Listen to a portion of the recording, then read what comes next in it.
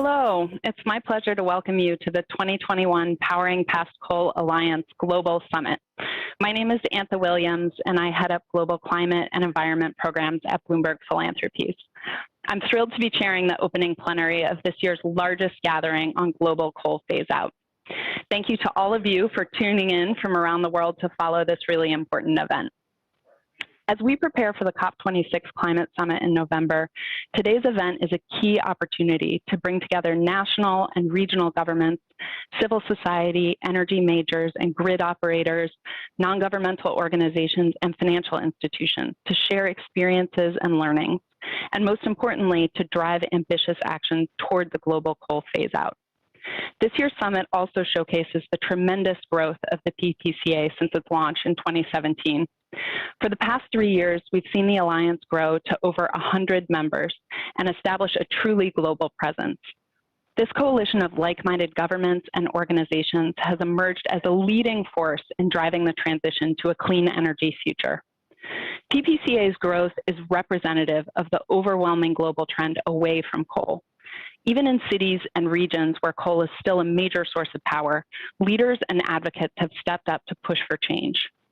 Energy companies that have joined the Alliance are scaling up green solutions, retiring coal, and establishing net zero targets.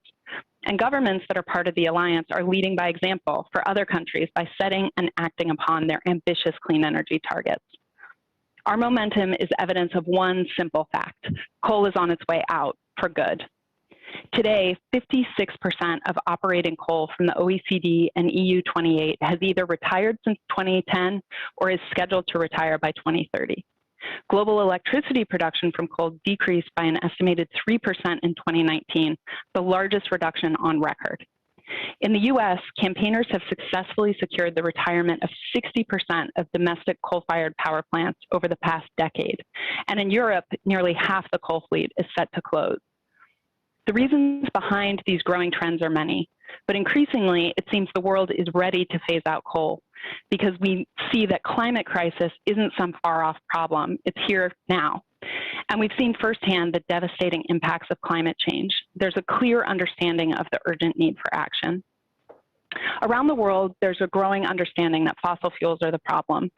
And as the most polluting of fossil fuels, coal will and must be the first to go. We won't be able to stay on track to meet our targets under the Paris Agreement unless we put an end to new coal, retire existing coal plants, and accelerate the transition to clean, renewable energy sources. While we make this critical transition, we must also ensure a fair and just transition for all, where no worker or family or community is left behind. At Bloomberg Philanthropies, we're strong supporters of the PPCA.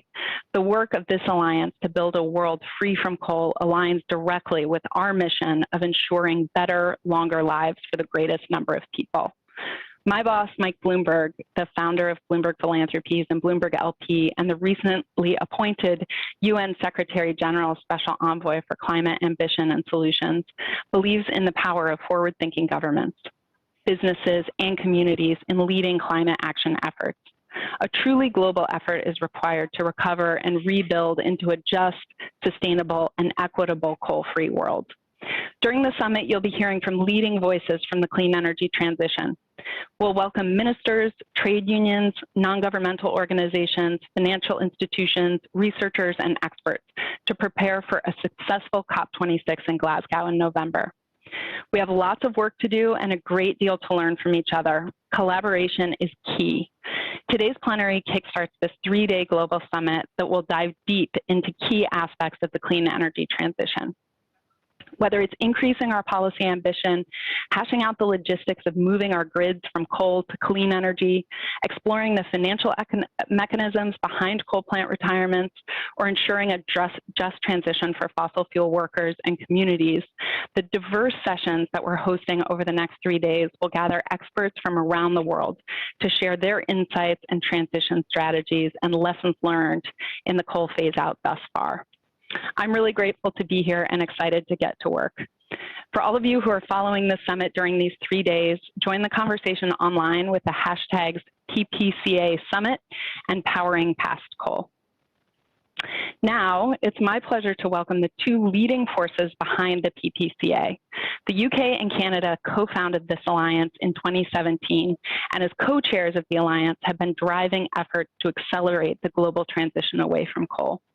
I would like to welcome the UK Minister for Business, Energy and Clean Growth, Anne-Marie Trevelyan. Minister Trevelyan, thank you for joining us.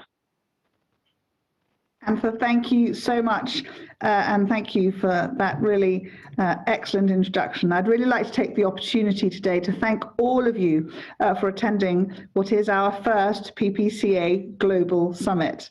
I've recently taken over the role as co-chair of the PPCA from my predecessor, Kwasi Kwarteng, and I'd like to thank him so much for doing an excellent job and helping drive this forwards. And I'm really looking forward to seeing how this exciting agenda continues to evolve. It's wonderful to see so many of you here today, and I hope that we will be able to meet in person at some point before too long. This Global Summit will be the largest gathering of our members since the PPCA was formed just over 3 years ago, the largest global gathering focused on coal power phase-out this year.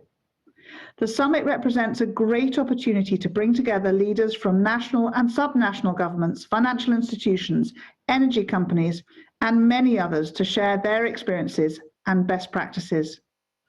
And it also provides us with the opportunity to engage and share experiences between countries where coal phase-out represents a challenge, and to join expert discussions on ways in which they could consider a trajectory away from coal. For example, countries including Germany, Denmark and the Netherlands have set a clear trajectory away from coal and are keen to share their pathway for a future without coal. Over the last 3 years, we have already seen over 100 countries, subnationals and organisations join the Alliance. And I'm delighted to say that the Alliance continues to grow. It's my great pleasure to announce today that we have Hungary, Uruguay, Kyoto City in Japan, Power Utilities Ontario Power Generation and National Grid from the UK, and financial institutions Caisse de dépôt et placement du Québec, M&G plc, Pension Denmark, Stichting Pension Funds ABP, and CalPERS, all joining the PPCA. So welcome to all of you. We will be hearing from our country ministers shortly. This takes our total now to over 120. So huge congratulations to Minister Steiner and Minister Penna, who are with us for this session, and we welcome them to the Alliance. It is great to see more countries coming forwards, making such important commitments to move away from coal. However, we do need to go further and we need to go faster. While the transition away from unabated coal power is now well underway, it is moving far too slowly to meet the Paris Agreement goals. As the science tells us, accelerating action on coal is crucial for keeping global temperature rise to 1.5 degrees centigrade. And by 2030, coal electricity generation must fall by around 4/5 globally, and entirely in developed countries. And so I welcome the support of Bloomberg Philanthropies in developing their new global coal countdown tracker in support of the PPCA, which makes this trajectory clear. And this urgent need to phase out coal by 2030 in OECD countries is in line with the declaration that underpins the PPCA. It is hugely encouraging that an increasing number of countries are making net zero commitments for 2050. But for countries that depend on coal, taking urgent steps towards phase out long before that is of paramount importance. Currently, over half of OECD and EU states are now members of the Powering Past Coal Alliance. We will continue to work to increase this proportion and share our experience with other countries who are embarking on their own transitions from coal to clean energy. Positively, coal phase-out progress has been accelerating across the OECD and the EU. Over half of operating coal has either retired since 2010 or is scheduled to retire by 2030, including 147 gigawatts by members of the PPCA. So as members, we need to work together to collectively increase coal phase-out commitments across the OECD as a whole. Here in the UK, we have made steady progress to reduce emissions. Between 1990 and 2019, the UK reduced our total greenhouse gas emissions by 44%, while still growing our economy by 78%. In 2020, coal was only 1.6% of the UK's electricity mix, compared with almost 25% only 5 years ago. On top of this, we have also committed to accelerate our phase out of unabated coal power generation by 2024. During the spring of 2020, Britain saw its longest run since the Industrial Revolution generating electricity without using coal, stretching almost 68 days between April the 10th and June the 16th. So these steps we are planning to take have been more formally set out in the Prime Minister's 10-point plan, which will create, support and protect hundreds of thousands of green jobs. The PPCA is, of course, also committed to work with developing countries that need to support to scale up renewables in place of new coal plants and innovative finance models to fast-track the phase-out of existing coal plants. We in the UK have doubled our international climate finance to £11.6 billion over the next 5 years to 2025. And within this, we are providing £20 million through the World Bank Energy Sector Management Assistance Programme to help countries make the transition to clean energy. This is already starting to bear fruit in projects in South Africa and across Asia. The UK is working internationally, including through its leadership of Mission Innovation. We have launched a new initiative at COP26 that will strengthen cooperation between countries and enable more rapid decarbonisation.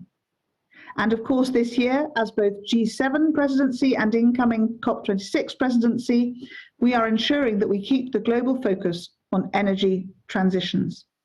As COP26 president, we are calling for countries to come forward with ambitious commitments on the shift from coal to clean energy. We have set up the Energy Transition Council, which brings together for the first time the key agencies with the knowledge, the mandate and the finance to support developing countries in their energy transitions. And we will be asking countries, companies, cities and states to join us, to join the PPCA and to phase out coal. We have made great strides in moving away from coal, and we would like to use this opportunity to help others to do the same. We know that developing countries need support to scale up renewables and innovative finance models to fast-track the phase-out of existing coal plants. We are aware of the challenges. This is not an easy journey, but it is an essential one, and time is of the essence. To those who have already joined, thank you. To those of you who have yet to sign up, we stand ready to work with you. So once again, I would like to thank all of you for being here today, and I hope very much that you enjoy the summit. Thank you. Thank you so much for those comments and for your leadership, Minister. I love the statistic that you shared that you've managed to reduce emissions by 44% while growing the GDP by almost 80%.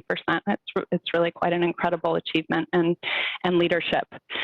Minister Jonathan Wilkinson, Canada's Minister for Environment and Climate Change and PPCA co-chair, over to you to share a few words with us. Thank you, Antha, and good morning, good afternoon, good evening, depending on which part of the world you are in. I want to thank my fellow co-chair, Minister Trevelyan, Secretary General António Guterres, who I think will be joining us in a few minutes, our many special guests, including Michael Bloomberg and Mark Carney, ministers from many other countries, business leaders, and all of you who are simply watching the first ever global summit of the Powering Past Coal Alliance. I would like to start, as is the custom in Canada, by recognizing that I am joining you from North Vancouver, British Columbia, which is on the traditional and ancestral territories of the Musqueam, the Squamish, and the Tsleil-Waututh First Nations. This summit comes very much at a critical time. The world obviously is continuing to face the global pandemic, and while this continues to be a critical focus of governments around the world, no doubt, countries are increasingly looking forward to some of the challenges that are on the horizon, and clearly no challenge is more significant than that of climate change. And many are starting to take action on this by looking to a green economic recovery. Ce sommet arrive à un moment critique alors que le monde est confronté. This summit is happening at a critical moment, at a time of pandemic, when so many countries are looking at ways to bring down their greenhouse emissions to zero, net zero by 2030. Over the last few months, Canada has recommitted itself to increasing our ambition. in unveiling a strengthened climate plan that shows how we will exceed our current Paris Agreement targets, and we have committed to enhancing those targets, and in introducing legislation to meet net zero emissions by 2050. Worldwide, the commitment to net zero is gaining momentum. Countries representing 70% of the world economy have committed to net zero. Some of the biggest economies that are powered by coal, China, South Korea, and Japan, have all committed to carbon neutrality. And more recently, the United States has as well. There is increasing momentum towards this critical goal. Net zero is a long-term target, but achieving it requires immediate action. Phasing out emissions from coal is clearly the first step we must all take to fight climate change, and we need to start now. There is simply no place for new unabated coal in a net zero future. There is no path to achieving the goals of Paris, nor to a livable world for our children and for our grandchildren if we do not rapidly phase out the use of unabated coal-fired power. Il n'y a aucun moyen d'atteindre les objectifs de l'accord. There's no way that we can meet the Paris Agreement objectives or to set in place a good world for our children and grandchildren if we don't do what we can right away to phase out carbon coal energy. It cannot come at the expense of people's livelihoods, community prosperity, or economic growth and security. For those who rely on coal power, we know that eliminating emissions from coal will only happen through a credible plan to deliver safe, secure, and affordable energy. For the millions of people around the world for whom coal is a way of life and a source of good, fulfilling work, you, your families, and communities must be central in an inclusive and a just transition.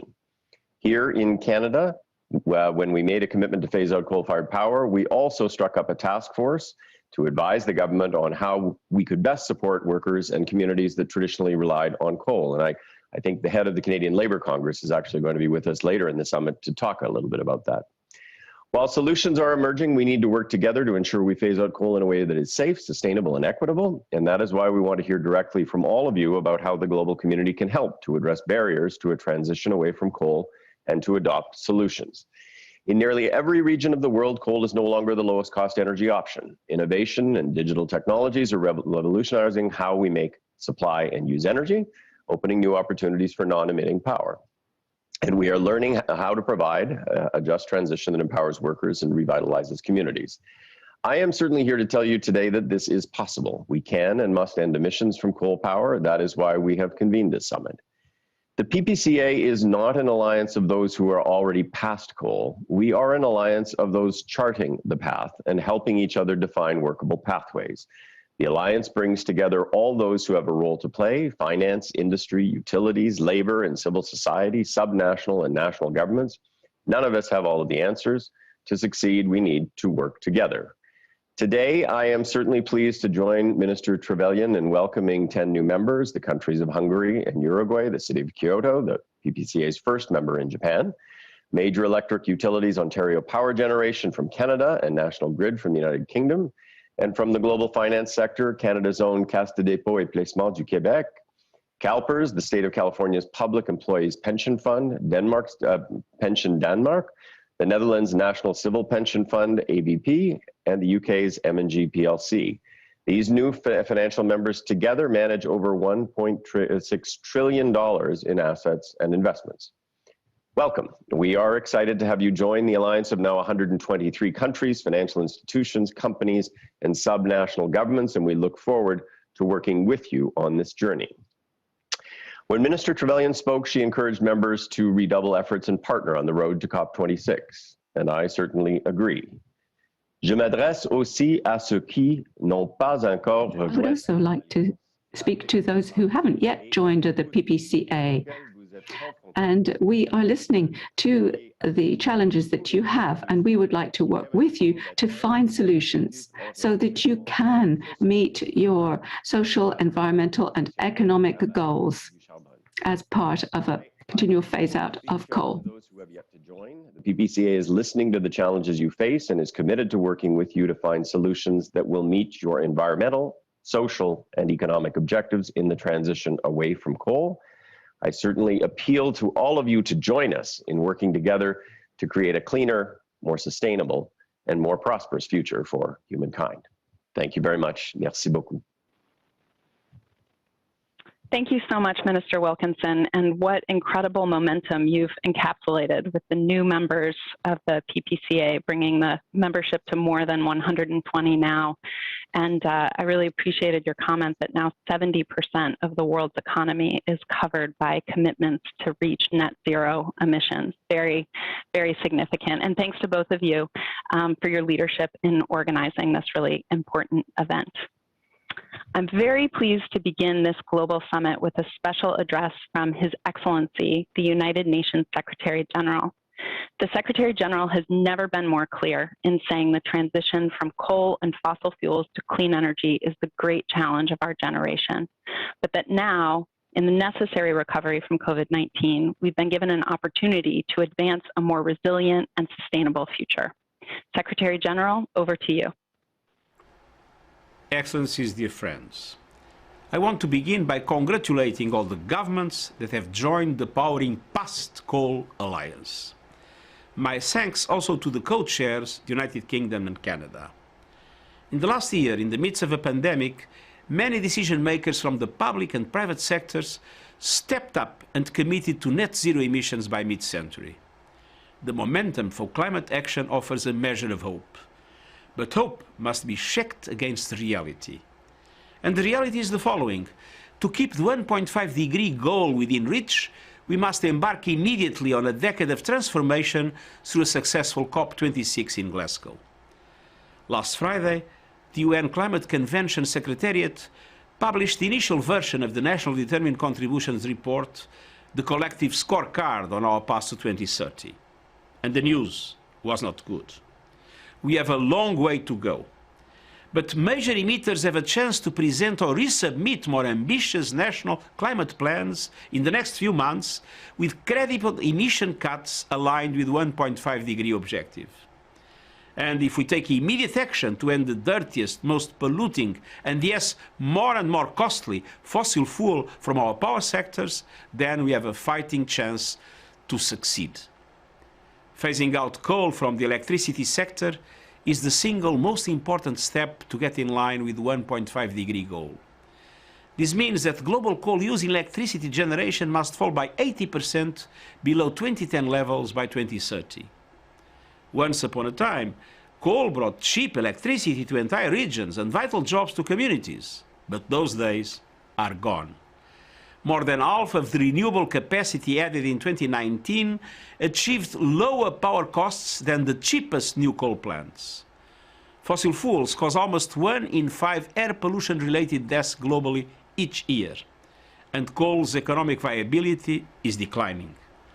This has been accelerated by the pandemic. In virtually all markets, it's now cheaper to build new renewable energy capacity than new coal plants. For example, the International Energy Agency has found that the cost of building new solar utility-scale projects is cheaper than simply running existing coal plants in places such as China and India, with renewable energy costs around the world getting even cheaper by the day. Today, I'm calling on all governments, private companies and local authorities to take 3 steps. First, cancel all global coal projects in the pipeline and end the deadly addiction to coal. I urge all OECD countries to commit to phasing out coal by 2030 and for non-OECD countries to do so by 2040. Science tells us that it is essential to meet the Paris Agreement goals and protect future generations. Main emitters and coal users should announce their phase-out plans well before the Glasgow conference. G7 members should take the lead and commit to this phase-out at the G7 June summit at the latest. Second, end the international financing of coal plants and shift investment to renewable energy projects. I ask leaders of main emitting economies to announce the end of their international financial support to coal at the earliest opportunity this year. I look forward to seeing much more support to the developing countries that are embracing the transition to renewable energy to deliver universal energy access to their citizens. I also ask all multilateral and public banks, as well as investors in commercial banks or pension funds, to shift their investments now in the new economy of renewable energy. Third, jumpstart a global effort to finally organize a just transition, going goal plant by goal plant if necessary. Most studies estimate that despite inevitable job losses, the transition from coal to renewable will result in the net creation of millions of jobs by 2030. But we know the impact on regional and local levels will be varied. We have a collective and urgent responsibility to address the serious challenges that come with the speed and scale of the transition. The needs of coal communities must be recognized, and concrete solutions must be provided at a very local level. And that requires engagement from governments to power companies, from labor unions to investors, both private and public. I call on all countries to embrace the International Labour Organization's guidelines for a just transition and adopt them as minimum standard to ensure progress on decent work for all. The United Nations will fully support this just transition and efforts to ensure that thriving and prosperous renewable energy communities emerge from this transformation. Excellencies, dear friends, we can have renewable energy and blue skies. We can have decent, healthy and reliable jobs. We can have dependable, renewable power systems that ensure everyone has access to energy. We can power past coal and have economies that thrive on innovative businesses aligned to what the world is demanding, sustainable development and prosperity for people and planet. We can make all of these happen together. Thank you. Thank you so much, Secretary General. And I love the clarity of this call to action, that meeting the worst, the 1.5 degree target and avoiding the worst consequences of climate change is simply incompatible with burning coal. The global energy transition, as the Secretary General noted, is well underway, and accelerating our move towards clean, renewable energy will be essential to meeting our Paris goals. But for us to truly achieve a fair and equitable clean energy system, we must also prioritize energy access during the transition. Closing the energy access gap is essential because worldwide access to clean, renewable, and reliable energy is a key element in any sustainable development, protecting our health, ending poverty, and helping to raise standards of living. I'd like to welcome to the virtual stage a powerful woman working to close the energy access gap on behalf of the United Nations. Damilola Ogunbiyi, CEO and Special Representative of the United Nations Secretary General for Sustainable Energy for All and co-chair of the COP26 Energy Transition. Mrs. Ogunbiyi, access to clean energy will be a key to our sustainable future, supporting progress on the Sustainable Development Goals, including goal number 7 that promises sustainable energy for all, demands concerted action. So I'd like to get your thoughts on the importance of securing sustainable energy for all and its implications for the Paris Agreement and the achievement of our net zero targets. So thank you very much, and thank you for the question. It's really important in forums like this that people understand just how important universal access is to clean energy. I'd like to start with a point that we all know. In 2015, just before the world agreed on the Paris Agreements, governments agreed on 17 Sustainable Development Goals by 2030, also known as the SDGs. Today, the evidence shows that despite considerable efforts, we're falling behind, and the SG said that in his speech as well.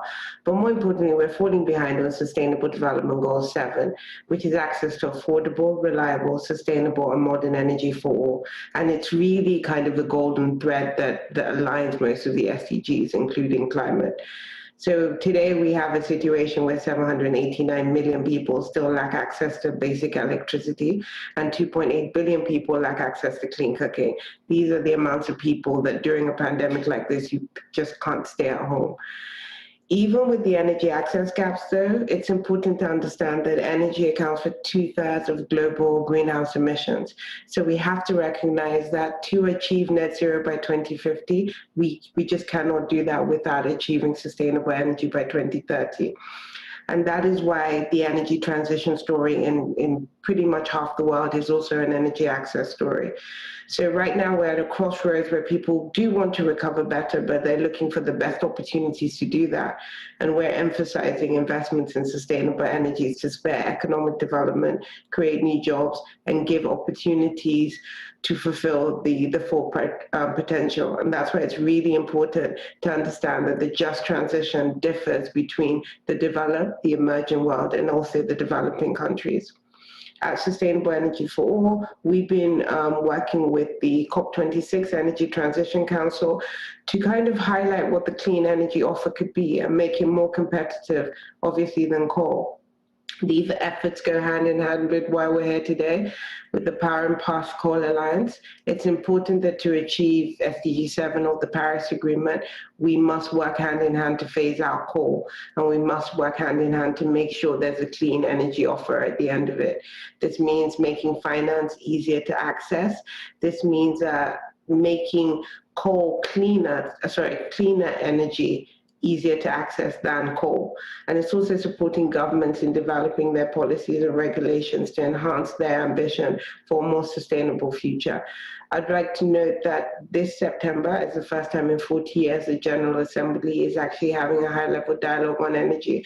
And we really would embrace all the ministers here today to come and really discuss what is a just transition, how much would it cost, and how we can really raise ambition. Look forward to having that and looking forward to governments making bigger, more increased actions towards SDG 7 in forms of voluntary commitments we call energy compacts. And together with the COP26 this year, we really think that this is the time for energy. And like I said, introducing energy into the whole energy transition story. Thank you so much, Mrs. Ogunbiyi, for those comments. And I appreciate your point about removing barriers and offering both the policy support and the financial mechanisms to drive faster action and secure affordable, reliable, and sustainable clean energy for all. It was a real pleasure to have your comments and to have you join us today. So thank you. Today's summit. Absolutely, and more. Look forward to more together. Today's summit is also a really exciting moment to celebrate and welcome new members to the PPCA, and we're thrilled to have Hungary and Uruguay joining the PPCA today. Hungary has committed to phasing out coal by 2030. This reflects the growing momentum in Europe to accelerate the move away from coal and pave the way for a just transition to renewable energy. Minister Attila Steiner, as Hungary's Minister of State for Circular Economy, Energy and Climate Policy, can you share with us what targets Hungary has set to achieve its climate protection goals? And do you think these targets can be met? Thank you, dear Minister Trevelyan, dear Minister Wilkinson.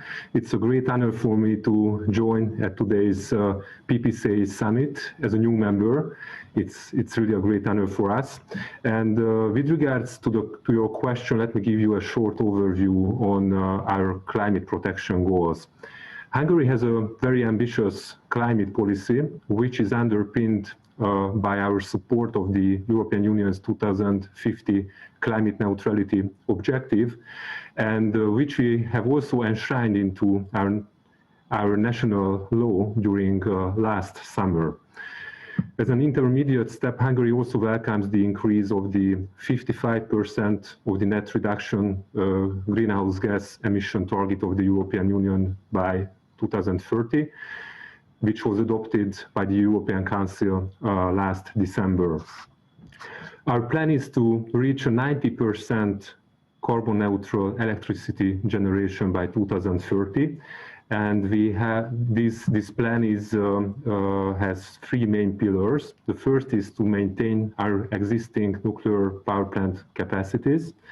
Secondly, we would like to increase the built-in solar capacity to 6,000 megawatt by 2030, which is 3 times more than the existing nuclear power plant capacities. And thirdly, we would like to phase out the lignite-fired blocks of our last remaining coal-fired power plant by 2025, the Matra power plant. And to aid this goal, Hungary is also implementing a large-scale coal transition project, which is also co-financed by the European Union's LIFE program, focusing on the sustainable and socially just transition of the power plant. And furthermore, we have also set ourselves the target to increase the share of renewable energy sources to 21% by 2030 in our gross energy consumption, and not to increase our final energy consumption based on the 2005 level. We are also supporting the wider availability of affordable electric cars, and within 10 years our plan is that every second bus in the public transport system of Hungarian cities will be electric. So these are our main pillars. And furthermore, we would like to make the electricity consumption controllable. Therefore, by 2030, we will have installed at least 1 million smart meters in Hungary out of the 10 million population. And finally, let me also highlight that Hungary has already demonstrated its commitment with regards to climate action, since we have already achieved a 33% emission reduction compared to the reference year of 1990, while we achieved also a constant economic growth in the meantime. So therefore, our plan is to continue to follow this track and basically to have the same pattern, to decouple CO2 emission reduction while increasing the GDP output of the country. So thank you very much for your attention. Thank you so much, Minister, for joining us today and for sharing those commitments and concrete steps that you'll be taking. Uruguay is a true pioneer in Latin America, and in the last decade, it's transformed its energy grid, cut its carbon footprint, and now ranks among the top 5 in the world in the portion of electricity it supplies from wind and solar. And we have with us today Uruguay's Environment Minister, Minister Adrián Peña. Minister, Uruguay is a true success story with your spectacular energy transition. How is the deployment of renewables guiding your transition, and what can others learn from your experience?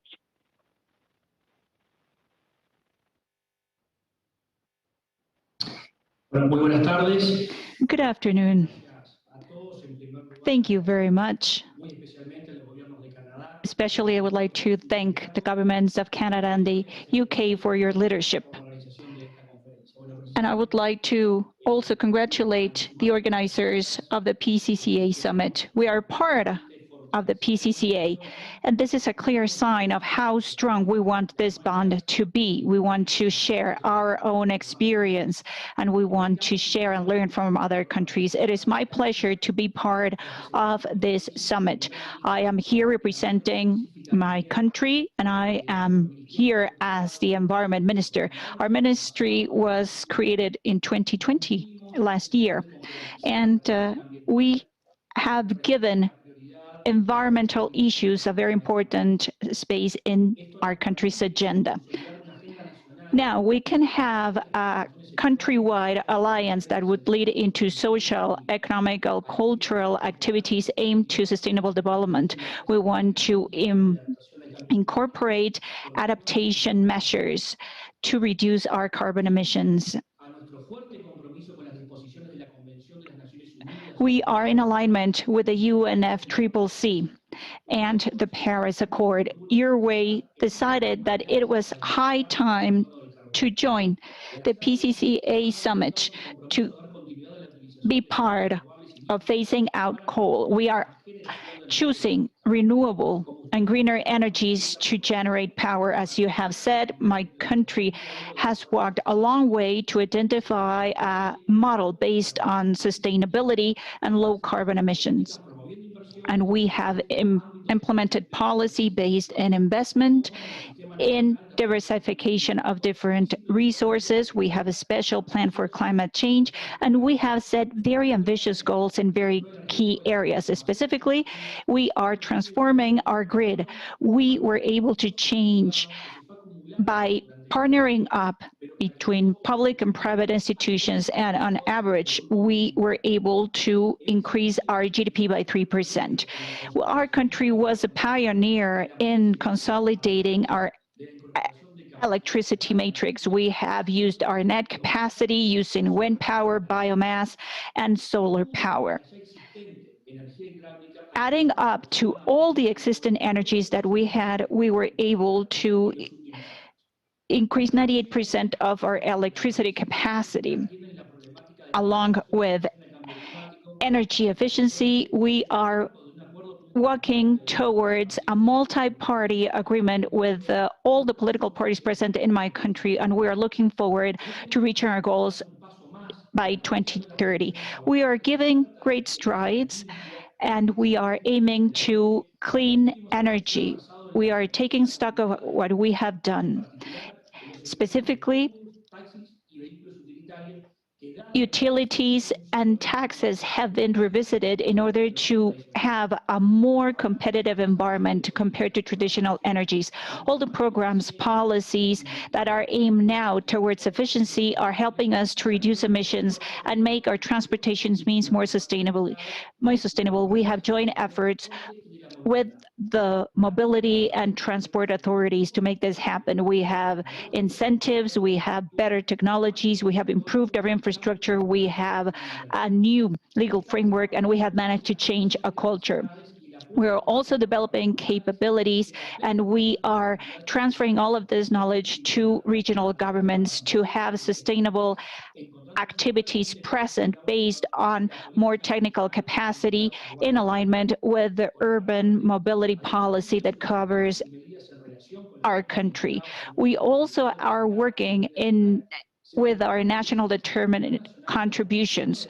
We are implementing adaptation measures for the electricity sector. We have aligned our country's energy policies. We are working towards being more resilient, preparedness, and to have a better electricity grid. I would like to say that in the climate change activities, we also have a long-term climate change plan. We, of course, are aiming to CO2 neutrality by 2050. We're working hard towards that path, and by being part of the PCCA, we're going to keep working towards all of these goals, and we're here also to learn from the success stories from other countries in this process. Thank you very much from Uruguay. Thank you very much, Minister, for joining us and for those helpful comments. I'm going to turn it over now to our co-chair, Minister Wilkinson, to introduce our next guest. This is someone who is uniquely qualified to speak on the role of our financial sector and what the coal phase-out means for global financial systems. And given that he served as the governor of the central banks for both Canada and the UK, he's especially well placed to be speaking at this event. I will note that he is also a member of the Board of Trustees of Bloomberg Philanthropies. The financial sector has a key role to play to encourage investments in clean energy and support the coal to clean energy transition. I'm looking forward to hearing both the perspectives here. So Minister Wilkinson, over to you. Thank you very much, Antha, and a very warm welcome to Mark Carney to this virtual stage.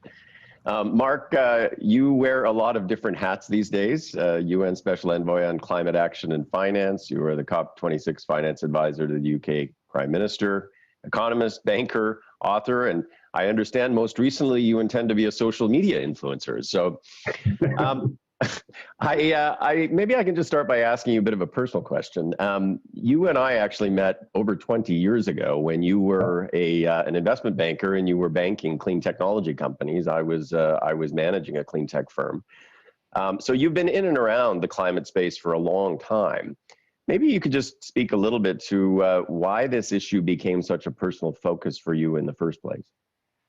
Yeah, well, thanks for remembering that, Jonathan, and thanks for sticking with it. may I say, because from your work in the private sector and to the climate action plan that you released just before the holidays and the associated hydrogen strategy that came out, it's very promising to see how far things have come. And of course, you know as well as everyone, and Minister Trevelyan as well, we have a long way still to go, but it's very encouraging.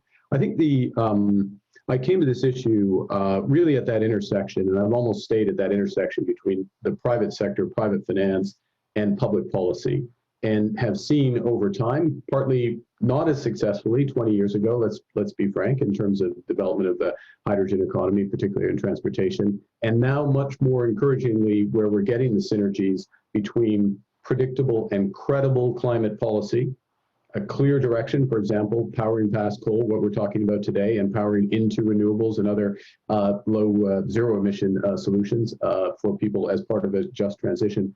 That intersection where when you have that credible path, you have the technologies, then finance can act as an amplifier, as an accelerant, and to really smooth that transition. And so a lot of what I have been doing, and yes, I'm doing a fair number of things, but really they come together at that intersection in various ways to help this acceleration.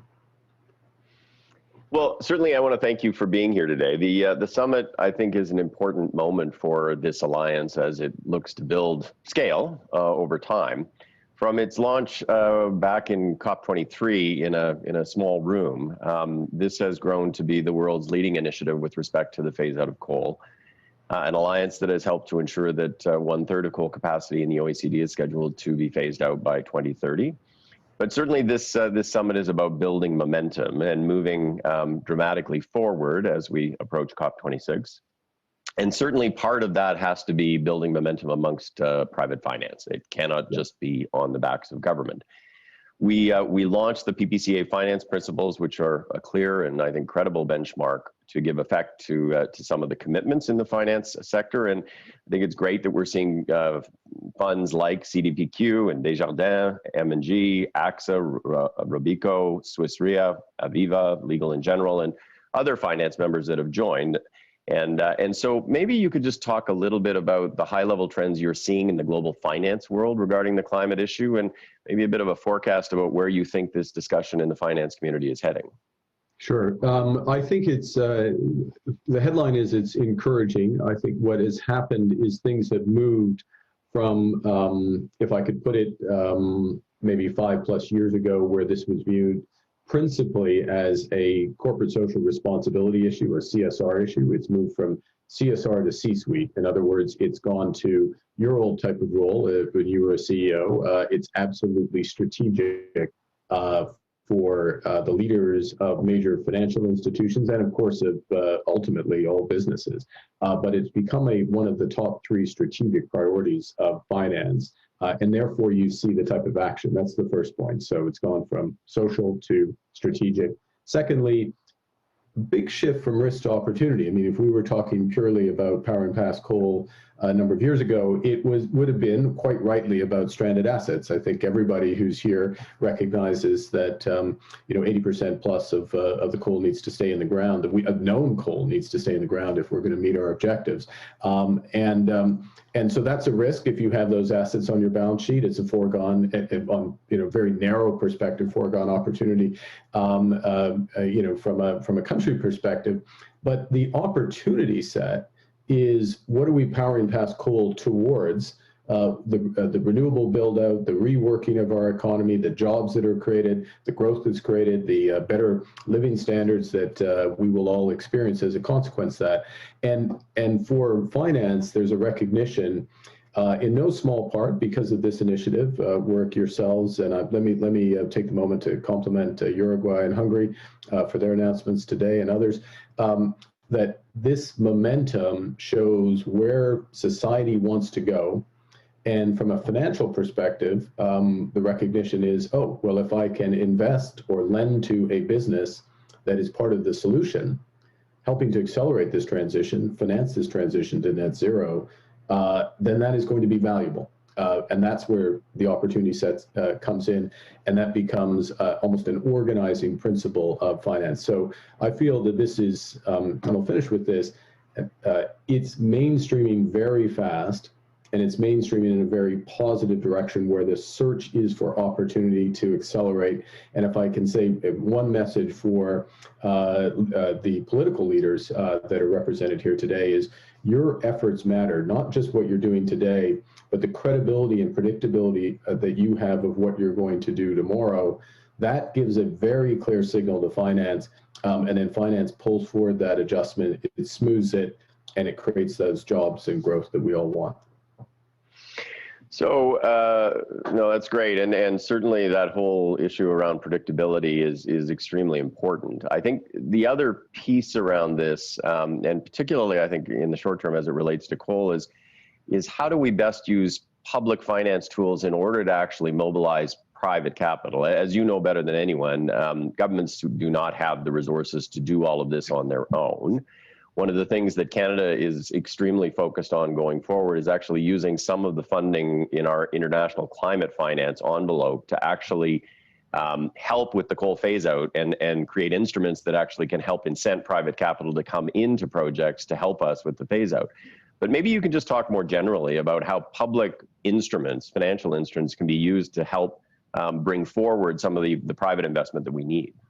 Yeah, so you're well familiar, and you've helped lead on this, Government of Canada has helped lead on this in terms of the role of predictable policy paths. So for example, the carbon price going to 170 by 2030 in Canada, classic example of that.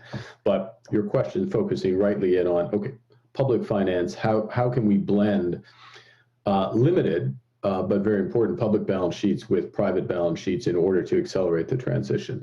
And I think that's the first point to make, which is that the key areas are largely, because of the success of this alliance, in the emerging and developing world, where we need to make progress.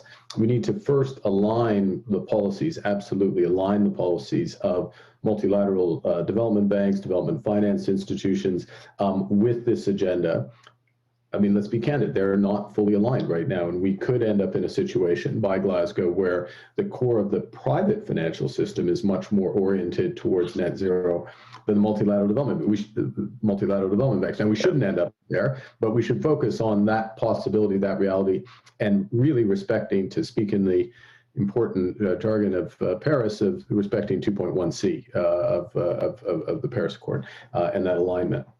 Second thing is, well, what's the best role of the public balance sheet? We want to make sure that it's not displacing private investment. There's, as I said a moment ago, there's tremendous opportunities here, but it's taking off some risks that might be resident in some emerging and developing economies. Sometimes it's foreign exchange risk, sometimes it's development risk and policy risk, if I can put that, and that can be taken off the table, and then you get, or reduced, and then you leverage the private finance that comes in, very importantly. And so I think we need to look hard at the extent to which public pools of capital are aligned, make sure we're not displacing private capital, that we're blending in a way. And if I can make it, almost simplify it, I think the question that I tend to ask leaders of public pools of public capital, particularly on this cross-border sense, is what are your three showcase projects?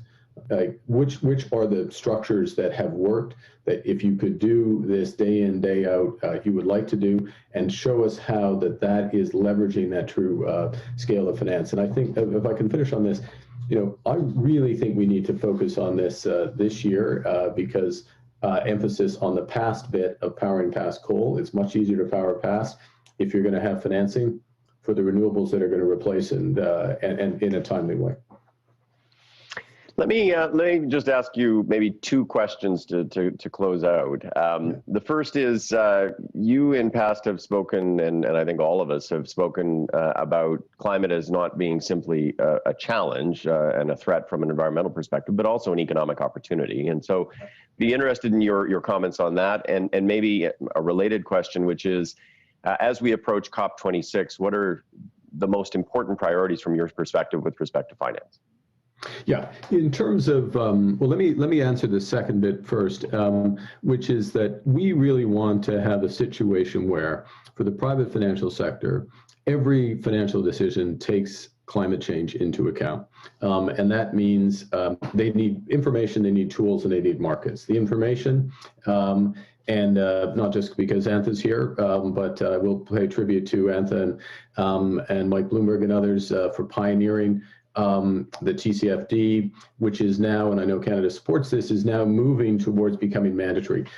I mean, for those who don't know the story beneath the acronym, the core point is the core information for companies about not just where they are today on climate, but where they're going and how resilient they are. That's a mechanism so that that information is out there. So the market gets information. Secondly, the market needs tools. It needs to be better at risk management, thinking about what happens if everyone means what they say in the PPCA, that we are phasing out coal, that we are raising climate ambition and climate policy. What does that mean to my portfolio, both positively and negatively in terms of risks, and how should I adjust today for that? Thirdly, we need markets. We just talked about blended finance. That is a classic example of a market that we need so that we get those flows. And I really emphasize this given the nature of the PPCA. The missing markets are cross-border markets. They are markets that will bring big flows of capital, if we get them right, from, I'll say advanced economies or G7 type economies into the emerging and developing world in size, as I said a moment ago, to move past coal to the future. And that's the opportunity set. And if I can crystallize the opportunity in just one quick way, look, the energy infrastructure investments, you know this well, they're about $1.5, $1.7 trillion a year today. They need to double in order for us to get where they are. Most of that is spread, in the emerging developing world. So if you look at it from an investment perspective, you have a huge opportunity, $1.5, $2 trillion a year of incremental investment that if we structure things right, will be profitable and will lead to the outcome we all want. Fantastic. That's so terrific. Thank you very much, Mark, for joining us today. And for those that are particularly interested in the finance issue, there is a session on March the 3rd around transitioning financial flows from coal to clean energy. But thanks again, Mark, for joining us and for all of the work that you are doing on these important files. Thank you, Minister. Take care, Jonathan. Thank you so much to you both for that really insightful discussion. And it's a very nice segue in terms of your points about government action providing both the credibility and the predictability that's needed to drive more finance into clean energy solutions. We're now, of course, just a few months away from COP26, and countries are expected and must come prepared with updated and ambitious national plans to reduce their emissions by 2030. At the moment, as we have seen, governments are not close to the level of ambition that's needed to limit climate change to 1.5 and to meet the goals of the Paris Agreement. Two of the 18 largest emitters, the UK and the European Union, have presented their updated nationally determined contributions in 2020 that contained a strong increase in their greenhouse gas emissions reduction targets. But every country has a role to play in the race to net zero. So today I have the pleasure of welcoming several leaders in countries who are working to accelerate their transition away from coal. Joining us today is Germany's Minister for Environment, Nature, Conservation, and Nuclear Safety, Svenja Schulze. Minister Schulze, it's a pleasure to have you join us on the virtual stage. And I'll just say, Germany joined the PPCA last year at the 2019 UN Climate Action Summit. So I want to ask you, how has Germany made meaningful progress in accelerating the phase out of coal power? Over to you. Thanks so much. Yeah, thank you, colleagues, ladies and gentlemen. You just hit it before. In a world that wants to become climate neutral by the second half of the century at the latest, a coal-based power plant is an outdated model, and more countries and more investors are already turning to sustainable alternatives. And coal-based power has passed its peak, and that's really a good news. By phasing out coal, countries are not just fulfilling the goals of the Paris Agreement. The general public and businesses also profit for very, very different reasons. And just want to point out some of that. Shutting down the power plants reduces air pollution, and a healthier environment improves quality of life. Heat waves and droughts make coal-based power more unreliable as they force the plants to shut down, and newer technologies are more reliable in this regard. And many businesses are already suffering huge losses because coal is not longer competitive. Investments in renewable energies, however, clearly offer a competitive edge. Today, they are already more cost effective and create new jobs, and energy efficiency and storage technologies and modern grids strengthen energy independence and the domestic economy. We just heard that a minute ago from Mark. In the task of policymakers to actively shape the transition away from coal towards renewable energies and to ensure a just transition, as we call it. This can also be achieved in locations with coal-fired power plants, as we have seen with the Hamburg-Moorburg plant in Germany. Moorburg began operating in 2015 with a capacity of 1.6 gigawatts, making it one of the most modern power plants in the world. And as you know, just over a year ago, the German government made the decision to phase out coal. And under the coal phase-out plan, it was agreed that power plants operators will receive close-down premiums. The level of these premiums is determined in a market tender process. And the operators of the Hamburg-Moorburg plant decided to take part in the first tender process. And the result is that after just 5 years in operation, the plant was shut down. Another clear sign that coal has no future. And in collaboration with the companies Shell, Mitsubishi, and Vattenfall, the Moorburg plant will now be turned into a site for the production and storage of green hydrogen. And this is the first step towards creating a modern green energy hub. A port and an industrial city like Hamburg offers ideal conditions for that. So you see, those still investing in coal today are missing out on the opportunity to shape our future. And that is why Germany is pursuing close international cooperation in all areas of the energy transition. We can only achieve a sustainable energy future that ensures prosperity, security, and a good quality of life by working together. And that's what we are doing in the Powering Past Coal Alliance. Thank you very much. Thank you so much, Minister, for your leadership. It's really great to have you with us today. And now to share a few words on the progress made by his country in moving us away from coal and setting ambitious targets to phase out fossil fuel extraction by 2050, Minister Dan Jorgensen, Denmark's Minister for Climate, Energy, and Utilities. Thank you so much. Well, as Svenja said, today renewables actually compete in price with coal most places on the planet. It didn't used to be like this, obviously, and back in 1991, when we established the first offshore wind farm in the world in Denmark, it certainly wasn't the case. I think a lot of people were shaking their heads. A lot of economists were saying, well, that's a very expensive way to create energy. It's not really rational. But because we did that, because others followed, and because we then later saw that also forces in the market saw that this was actually a feasible way to go. Today, of course, we are in a completely different situation. We have now decided to try and take offshore wind into the next era. So we've decided to build the first artificial energy island in the world, 80 kilometers out in the North Sea, an artificial island where, as opposed to a normal offshore wind farm where you have one wind farm that you then connect to the shore, you'll have an artificial island where you'll have several wind farms around the island. That island then serves as a hub that you can connect to different countries or to other hubs. Also, it gives us the opportunity to have facilities for power-to-X technology, where you take the green power from the wind turbines, make it into hydrogen, and then from hydrogen into liquid fuels. This solves two problems for us. One is, how do you store the energy? That's one of the problems with wind power, obviously, that sometimes the wind blows, sometimes it doesn't.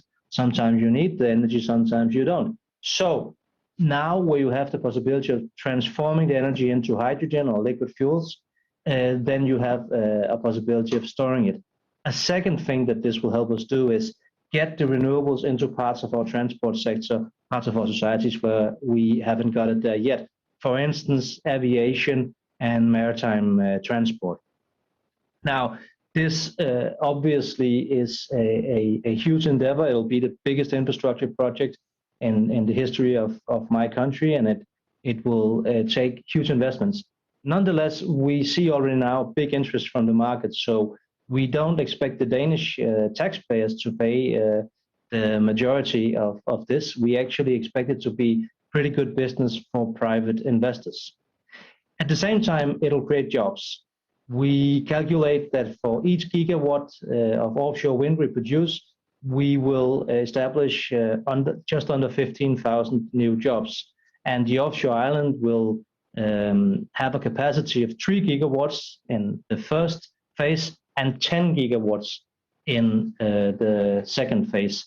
So 10 gigawatts is enough to supply electricity to 10 million households, and well, that's far more than we are in Denmark. So it goes without saying that this is also a part of a bigger plan to also help other countries get green energy that they can use then maybe in a hydrogen-based economy. This all sounds probably pretty much like science fiction, but in fact, we've made the decision. The ships are in the water, so to speak. Actually, literally speaking, they are, and have started the work. So we will do this. We've also decided this is an alliance for phasing out coal, but just as important is it to phase out oil. And we've decided to finish all extraction of oil, phase out all extraction of oil and gas in 2050. And already now we have canceled all future licensing rounds. So all of these things are important. It's also important, though, to do them in a way where the transition is just, where it doesn't lead to inequality in our society, unemployment. So I think it's extremely important that we share also best practices on that. How do we use the skills from people working in offshore oil and gas exploration? How can the same people work in offshore wind, people working in coal mines? How can we make sure that they have other places in the world? How can we make sure that they get new jobs? All of this important discussions going towards COP26. Thank you so much. Thank you so much, Minister, and really appreciate you sharing those concrete steps on top of a quite significant target of 70% emissions reductions. I'm turning now to Greece. In 2018, Greece announced at the UN Climate Action Summit in New York that it would end the use of coal by 2028. This was a historic milestone in Europe's path to become coal-free. And Minister Skrekas, as Minister of Environment and Energy, what is your country striving toward in advance of COP26 and beyond? Well, hello again, ladies and gentlemen, dear colleagues. First of all, allow me to thank you for inviting me to this extremely interesting event. As you are probably aware, our government firmly believes that climate change mitigation is one of the key instruments for economic growth and resilience. We have translated this belief into a holistic approach with concrete actions and coordinated policies. In this context, let me just mention some of our main pillars regarding energy transition. First of all, let me say that we envisage Greece as being one of the pioneers in Europe. That is why we aim to decarbonize our energy mix at a faster pace than most of our counterparts in the EU. It is remarkable that the share of renewables in electricity production reached 29% in 2020, vs. just 11% for lignite. Just a few years earlier, the proportion was just the opposite. A key objective is the phasing out of lignite power plants in Greece by 2028, as you mentioned, by implementing a front-loaded program. This flagship policy of our government is accompanied by an equally ambitious program to support those areas mostly affected by the transition. Let me say that with regard to climate change for 2030, we have adopted the target of reducing greenhouse gas emissions by more than 42% compared with 1990 and more than 56% compared to 2005. This 56 reduction corresponds to a 33% reduction in the non-ETS sectors by 2030 compared with 2005, whereas the Greek target, according to the EU burden sharing regulation, is just 16%. So to support this energy transition, we are upgrading and expanding our electricity networks so as to enhance reliability and flexibility. We have planned grid investments of more than 3.5 billion euro in the next decade. Also, we want to unlock the potential of energy storage, utilizing both batteries and hydro pumping to enhance grid stabilization and support large-scale renewable penetration. We are also facilitating projects that transform our islands into innovation hubs with neutral carbon footprint by exploiting the European Islands Initiative. We also transform transportation in a sustainable direction with emphasis on electric vehicles, both in terms of incentives and infrastructure development. And we are exploring the potential of hydrogen projects supporting state-of-the-art pilots. In this transition, the main challenge, of course, is to include every citizen, to engage all stakeholders and promote new technologies so that no one is left behind. Thank you for this invitation and for organizing this very, very important and very interesting event. I look forward to meeting you personally during COP29 in Glasgow in November. Thank you very much. Thank you so much, Minister. Really appreciate your comments. Moving now to Latin America. For 6 consecutive years, this country has powered itself almost entirely from renewable sources. Costa Rica has taken really key actions to use decarbonization as a means to transform its economic development model and spur sustainable jobs and increase its competitiveness globally. Minister of Environment and Energy, Andrea Mesa, thank you for being here. I'd love to hear from you about how your country is preparing for COP26 and what's next for Costa Rica in the clean energy transition. Thank you, Ethan, and thank you to the co-chairs. I think this is a very important event. We still have a lot of things to do. Yes, we have been producing electricity from renewable sources, but our big challenge right now is how to electrify the different end uses. And transport is a big challenge. And we are moving a lot towards that aim, which is one of the key components. But we're also are part of the Central American region.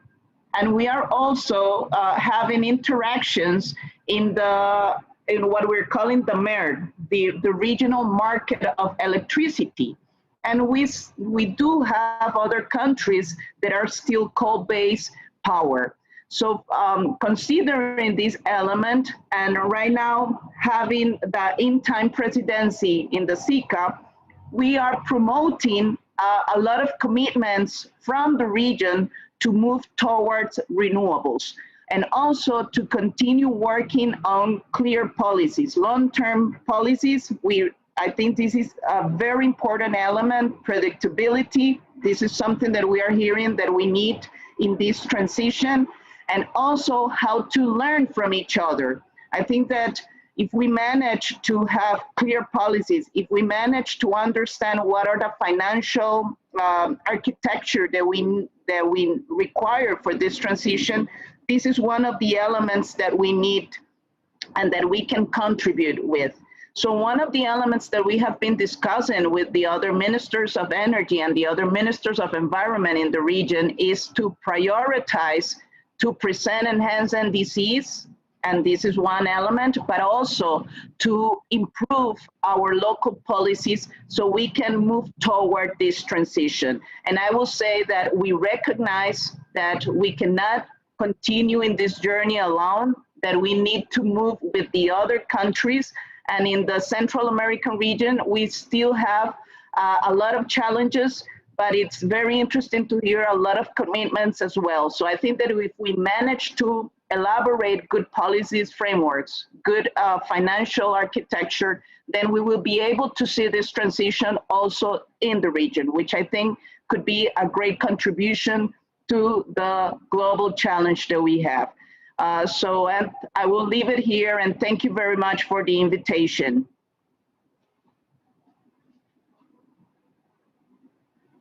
Thank you so much, Minister Mesa, for sharing your incredible progress and indeed many more lessons to learn. Next, I'm excited to hand the virtual microphone to a leader in Ethiopia, where they've made incredible progress to make hydropower the main source of clean energy. Ethiopia is also working to expand the deployment of solar and wind energy, helping further the energy transition and increase clean energy access. So I'm happy to welcome Commissioner Bayene, Commissioner for Ethiopia's Commission on Environment, Forests and Climate Change, joining us today to share his thoughts on the potential for Ethiopia to accelerate its progress. Commissioner Bayene, over to you. Thank you very much.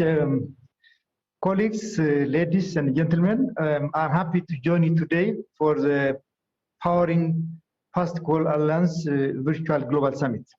Allow me to join the previous speakers in thanking the co-chairs, the UK and the Canadian government, for organizing this timely summit aimed at bolstering international commitment and cooperation to accelerate a shift away from coal powering production.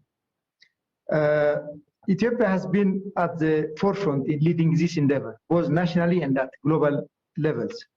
Globally, Ethiopia, together with Denmark, had been at the wheel of the energy transition track of the 2019 UN Climate Action Summit that sought to accelerate the shift away from fossil fuel and toward this renewable energy, as well as making significant gain in energy access, efficiency, and finance. Our joint leadership of the energy transition track is a clear demonstration of our commitment to mobilizing global action, particularly for the peoples in the poorest and the most vulnerable countries, and we will continue to portray our strong commitment and cooperation.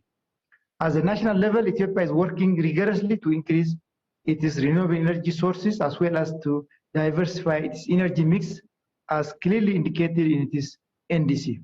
Currently, more than 95% of Ethiopia's source of energy is renewable, with heavy reliance on hydropower energy.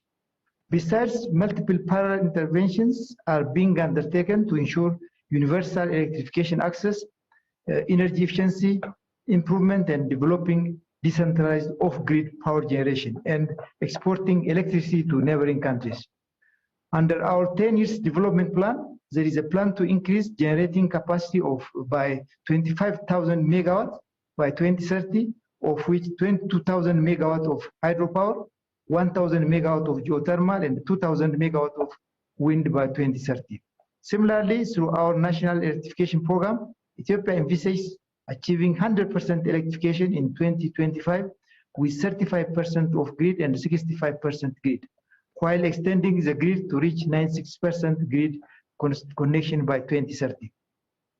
In the run-up to the COP26 and beyond, I think it's important to focus on keeping the momentum created in the aftermath of the 2019 UN Secretary General's Climate Action Summit, as well as at this particular PPCA Global Summit. In this regard, our stimulus package must be tailored in such a way that encourages investment in renewable sources to ensure that our recovery mechanism follows a greener path. Besides, it's important to consider the national context of countries in the global south as far as leapfrogging to renewable energy system is concerned. Some countries will need investments to upscale sustainable energy systems, while others will require investments to phase out brown energy sources. Meanwhile, least developed countries such as Ethiopia face additional and unique challenge, such as low institutional capacity that necessitates support, finance, technology transfer, and capacity building from the developed countries. We believe that the Powering Fast Coal Alliance and its members, as well as developed countries, will set up to play a critical role in filling in the prevalent gaps in the spirit of leaving no one behind. I thank you. Thank you so much, Commissioner. Appreciate your comments and you being here. It's amazing to know that in some countries, the end of coal is within our grasp. France is one of the countries leading the way in the coal phase out with plans to reach zero coal by the end of 2022. So we'd like to hear a few words from Minister Barbara Pompili, France's Minister for Ecological Transition, on France's journey to climate neutrality. Dear colleagues, ladies and gentlemen, I'm so sorry that I was not able to attend this first PPCA Global Summit, but I wanted to share some thoughts with you. This long-lasting pandemic has not made climate change vanish away. On the very contrary, more than ever, the ecological transition appears for what it is, the only path to avoid a catastrophic future. Because there's a simple truth. There's no planet B. If we know the issue, we also know the solutions. And one of the most pregnant challenges is obviously to get rid of fossil fuels, first of which coal, as fast as possible, and to decarbonize the world economy. And let's face it, we are moving too slowly to meet the Paris Agreement goals. By the end of this decade, coal electricity generation must have fallen dramatically. We are far from it. Within the coming years, renewable energies must develop stronger, faster than ever before. Today, our electric mix depends way too much on fossil energies. That is the reality around the world, especially in Asia, but also in the US, in Europe, even if the energy transition is now a policy in place in many countries. But we need to go faster. Every day counts. Every minute matters. And we need a clear and decisive shift from words to action on coal. Today, 40% of the world greenhouse gas emissions are due to coal energy. And let me remind you that every new coal power station built today has a life cycle of 40 to 50 years, well beyond the objective of carbon neutrality by 2050 that many of our countries committed to. Short-term measures are needed right now because the clock is ticking. Ladies and gentlemen, political choices we make in these difficult times of the pandemic matter more than ever. I believe that to face this challenge, to create a cleaner, greener, shared future, every major country on Earth must put an early coal phase-out date. And maybe even more important, every country, subnational government, bank or organization financing new projects of coal power stations, at home or abroad, must remember that our global objective is to decarbonize faster. Fossil fuel subsidies to export must drastically fall. All public supports to carbon-based energy must progressively end. We do so in France, and we will be closing our last coal plants in 2022. But now is the time to strengthen technological innovation, to ensure affordable access to clean green energy for every country, to redirect finance from fossil energy towards green ones. We know it's the only way to reach our goals. Ladies and gentlemen, we have a few months ahead towards COP26. I know that we all share the same spirit of ambition and determination. And I'm an optimist. I have no doubt that this first PPCA Global Summit is the beginning of a major acceleration of the pace, speed and scale of the transition from coal to clean energy around the world. Thank you all. Action from countries is critical to the global coal phase out, but non-state actors, subnational governments, and the private sector are also really important pieces of the puzzle.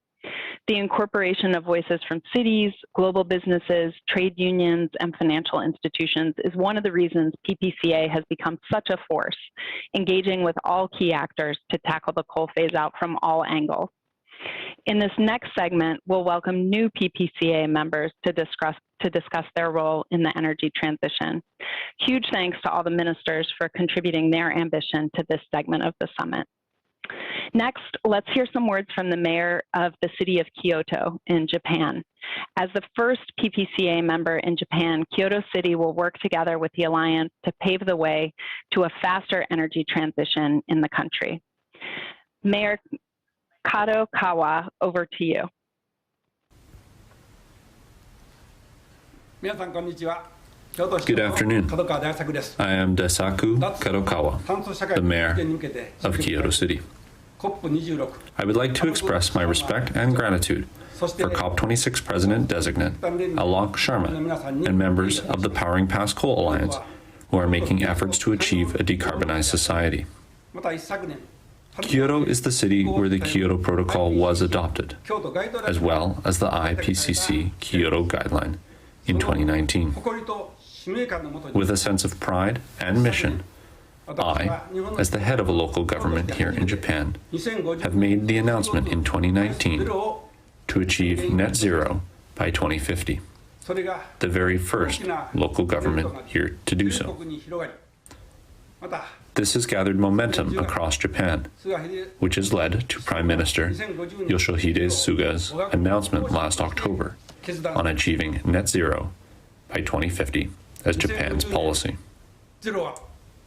Net zero by 2050 is a goal which we must achieve. To set the trend of phasing out fossil fuels, including coal, and transition to renewable energy, Kyoto City has made the decision to join the Powering Past Coal Alliance. Again, the very first local government to do so in Japan. Kyoto City was the capital of Japan for more than 1,000 years. Our history is long. Our culture is to live in harmony with nature, and we uphold a tradition to cherish things. We are aiming to achieve a decarbonized society by encouraging the national government and energy suppliers to expand the use of renewable energy. COP26 will be held this year. For its success, we will need to consider how energy-consuming cities should act. And Kyoto City will be proactively engaging on this. Let us all work together to achieve the goals of the Paris Agreement.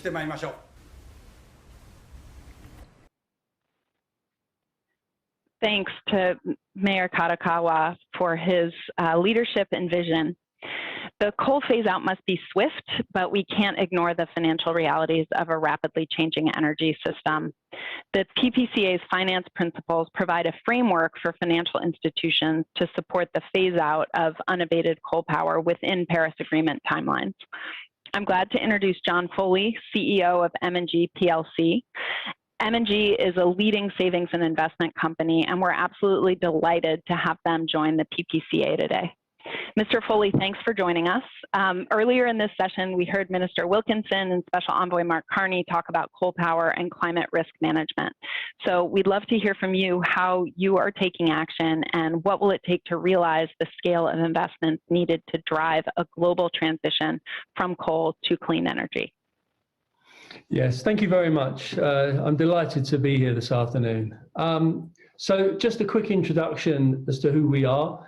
We are stewards of people's long-term capital, and we've been stewards for more than 170 years, both as an asset owner through the UK Prudential Book of Business and as an asset manager through M&G Investments. And today we manage more than $419 billion on behalf of millions of people around the world. And we've long been an advocate of engagement over exclusion. As active managers, we rarely invest in a company's equity or debt without meeting the management first. And historically, working with companies has proven the most fruitful way of securing positive change. But our planet is facing a climate emergency, and it is time to step things up. So we have made the following commitments on climate in line with the Paris Agreement: net zero on our operations by 2030, net zero on our investment portfolios by 2050 at the latest. We can't achieve those aims unless we take a robust action on coal. As we all know, coal is the single biggest source of carbon emissions. CO2 emitted from coal combustion has been responsible for over 1/3 of the 1-degree increase in global average annual surface temperatures, which is why today we are publishing an ambitious new position on coal with a view to phasing it out from our portfolios. We're going to do that in terms of developed countries by 2030 and emerging markets by 2040. That means we will be ceasing financing expansion of coal. It means engaging with investee companies to ensure they have clear plans to reduce their exposure to zero by 2030 and 2040.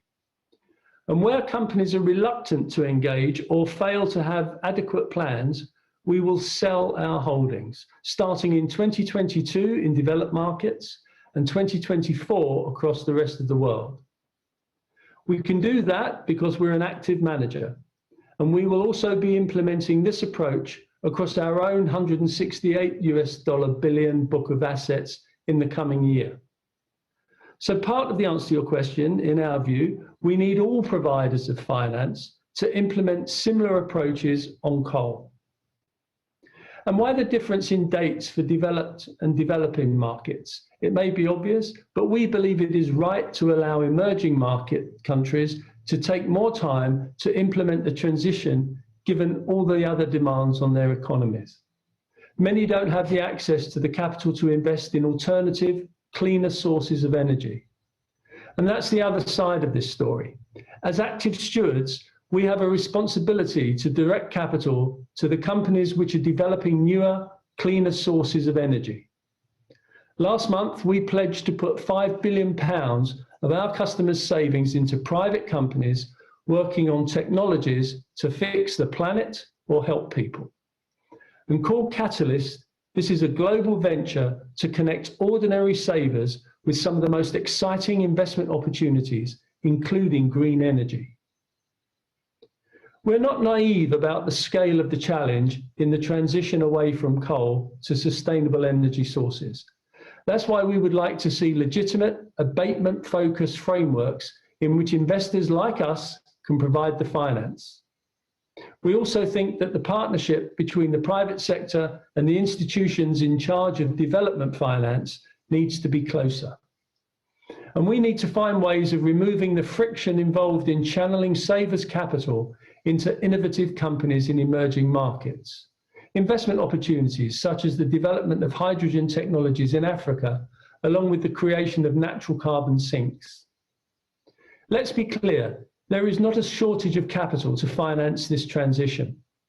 Globally, demand for sustainable investment strategies is growing 4 times faster than demand for conventional investments. Our customers want their savings to fund the transition to more sustainable energy sources. Our job, indeed our responsibility as active stewards, is to ensure that their money finances the new technology and doesn't do further damage to the planet. That's why we've published this new position on coal, and that's why we are proud to have joined the Powering Past Coal Alliance. So thank you very much for giving me this opportunity this afternoon. That's terrific. It's great to have you on board and really appreciate your concrete targets of 2030 for the wealthiest countries and 2040 for the rest of the world. Companies also have a role to play in setting ambitious targets and helping accelerate the clean energy transition. Back in 2014, Ontario Power Generation, or OPG, burned its last piece of coal for electricity, and today it's the largest clean energy generator in the Canadian province of Ontario. Ms. Ferguson, OPG implemented the largest emissions reduction initiative in Canadian history, reducing coal-fired electricity generation from 25% in 2003 to 0 in 2014. As the Senior Vice President of OPG, looking back on Ontario's decisions to end coal power, what were the biggest challenges you faced, and how would you encourage others to follow suit? And what lies ahead for the province? Thank you, Antha, and thank you to Ministers Wilkinson and Trevelyan, and thank you to the Powering Past Coal Alliance for organizing this summit. OPG is honored to be a member and to have an opportunity to share our experience. So what I'm going to tell a very brief story about where we've been as a company and where we're going, and I think that'll give you a sense of some of the challenges, but also hopefully a sense of encouragement for those participating on what can be accomplished. So as you said, in 2014, Ontario Power Generation, we burned our last piece of coal to make electricity. And Ontario actually became the first North American jurisdiction to do so. And to this day, having done that and accomplished coal closure remains one of the world's single largest climate change specific actions that's been taken. I mean, as you can imagine, the environmental benefits were dramatic, and having closed coal, it equals the removal of 7 million cars from the road. Smog days virtually disappeared, and the province's electricity carbon emissions were reduced 85%. So fairly remarkable, and today Ontario's electricity sector has among the lowest carbon intensities in the world, something we're quite proud of, and the elimination of, was 9,000 megawatts of coal generation was incredibly challenging. And what it required, I think, was looking to all available generation technologies. And in Ontario, we looked to our nuclear assets and our water power assets to do some of the heavy lifting and to back us up as we got through that process. But it also brought about the need to really completely look at our company and undertake a bit of a business transformation.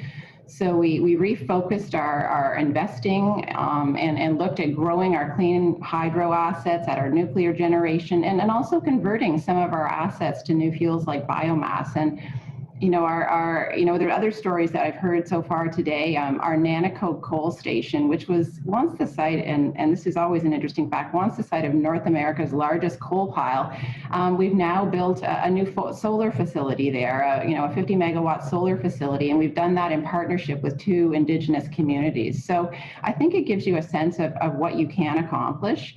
But it's a great, sense of pride for our employees. But that's a bit about where we have been. So since 2014 and where we have been. But I think we've now, considering the space that we're in now, we knew we had to do more and we could do more from where we had been. Closing coal was huge, but we need to do more as a company. And so in late 2020, we launched our first climate change plan and set 2 very ambitious goals. So we committed to being a net zero carbon company by 2040, but also we made a commitment to be a catalyst, an innovative catalyst to help markets where we operate to achieve net zero economies by 2050. So focused on our footprint, solely OPG's footprint, to be completely net zero by 2040, but then to really facilitate through investment in innovative technologies. And we've heard some of them here today, so all in keeping with the conversation. Our plan will leverage our very diverse portfolio. I mean, I think strong believers that no one single technology or no one single innovation is going to get us where we need to be. So this is about investment and leveraging our hydro assets, our nuclear assets. We have a narrow wedge of gas that remains in the system, and part of that is very important for backing up the intermittent renewables and giving some system reliability at this time, but also looking at non-hydro renewables. Also, new technologies, small modular reactors are going to be incredibly important, I think, as we look further out in hydrogen.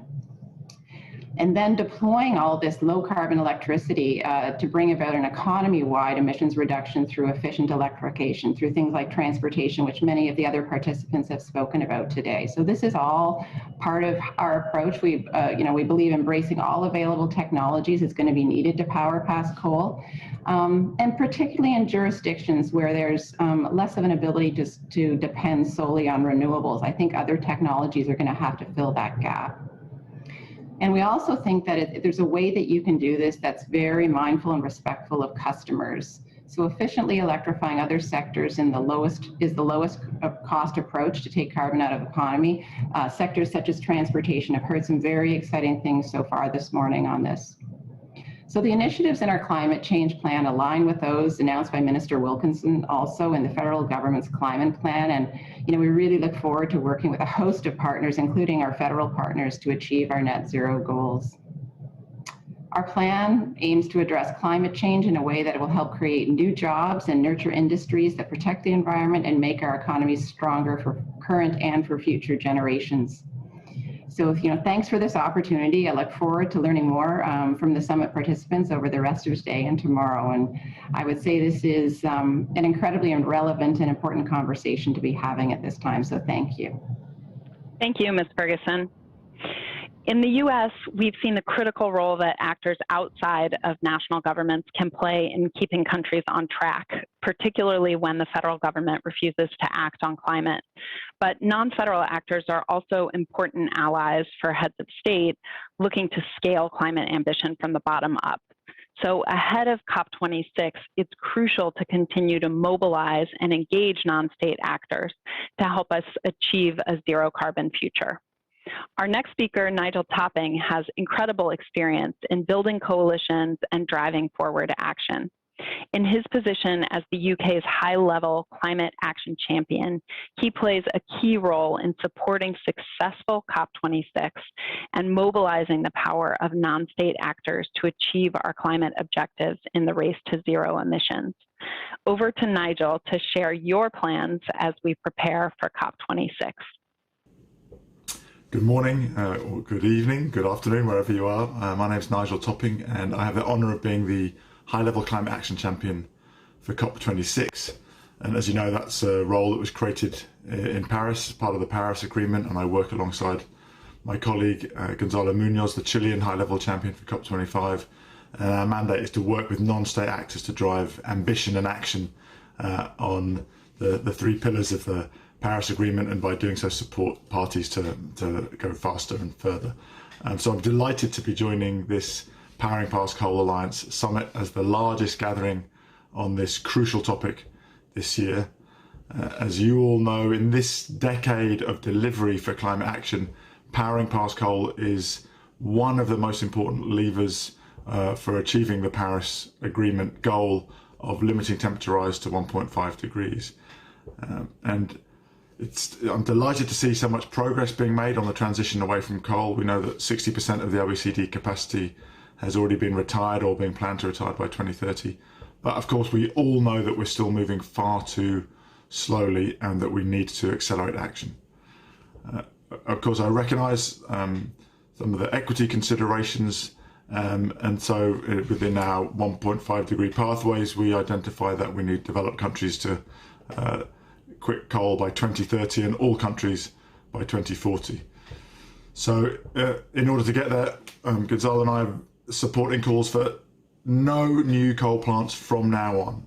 We need to avoid the stranded economic and human assets, and to do that means we need to end coal finance.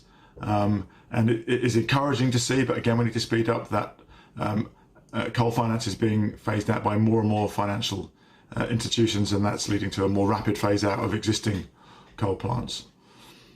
Of course, as well as the economic risk of stranded assets, we have the community risk, and therefore we really must embrace the just transition so that the needs of communities and workers who have given their lives for generations to dragging energy out of the bowels of the earth to drive the development of civilization, that their needs and that their sacrifices over the years are honoured as we address the shift from coal to clean energy.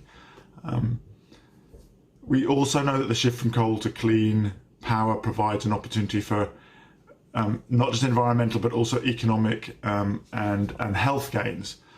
Of course, by eliminating this huge source of greenhouse gas emissions, we address the climate crisis, but we should remember that increasingly renewable power is cheaper all over the world, and that cost curve is only going in one direction. And of course, we know that investment in renewables creates 3 times as many jobs as investment in the old forms of power. And perhaps most relevant this year in this period of health crisis, of pulmonary health crisis, is the reminder that currently air pollution is the cause of 8 million annual premature deaths, and so eliminating fossil fuel burning will be one of the most significant contributions to reducing that shocking number.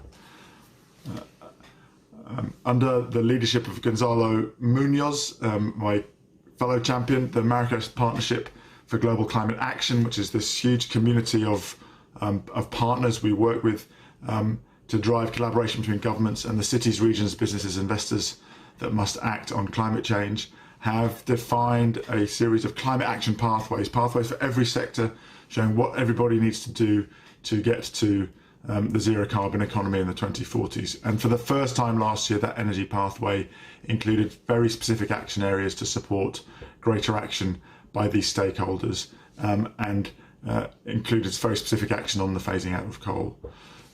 Because we also, as champions, are leading the Race to Zero campaign, rallying leadership and support from businesses and others to achieve net zero emissions as soon as possible.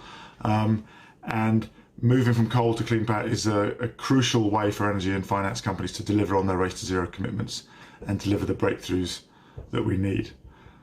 I'd like to extend my congratulations to the Powering Past Coal Alliance for the transformational role it has played since founding at COP23 in 2017. It really has been at the forefront of accelerating real-world action on coal power phase-out to now count on well over 100 members across national and sub-national governments, companies and finance institutions is a really significant achievement. But I'm delighted that it hasn't stopped there, and I'm so delighted to welcome new members that are joining the PPCA. It's great to see the family growing in the run-up to COP26, and I encourage further members to come forward and commit to powering past coal, particularly from the constituencies that Gonzalo and I are mandated to work with from the business community, subnational governments, cities, and financial institutions.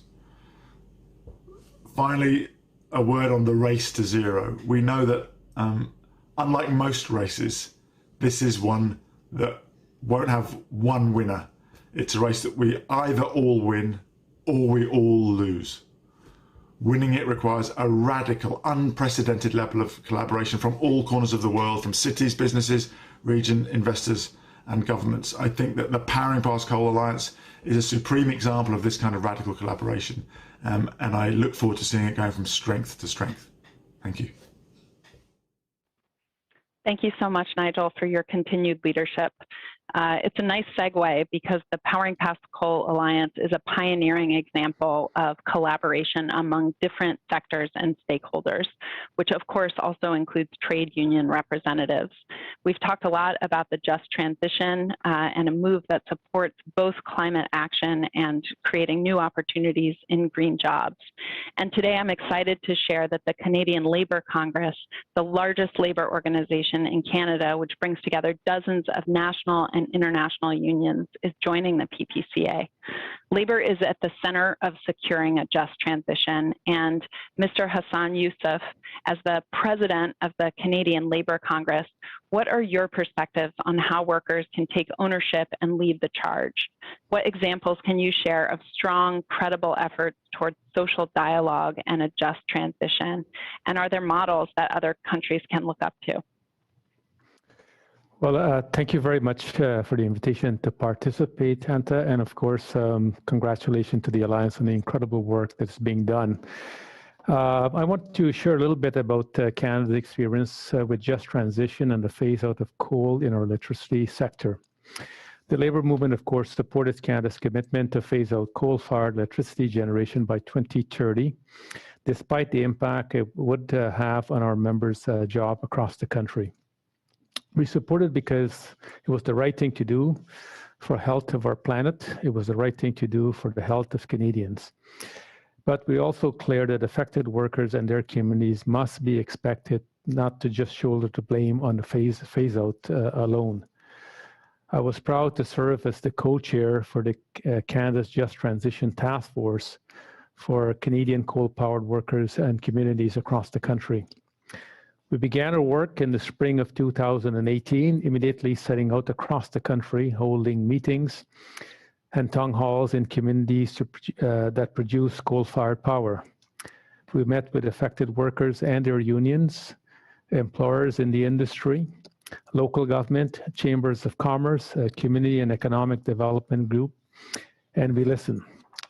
We listened to their hopes and their fears and their plans for the future. We heard what they needed from the government to successfully transition out of the coal industry. Despite their uncertainty and their frustrations about what the future might hold, these communities, of course, welcome us. Workers express their fears that a green energy transition will not provide the good jobs that supported their families and the communities in the way their current jobs do. Our recommendations centered on the idea that affected workers must be involved in these decisions and communities must be able to shape their own plans for the transition.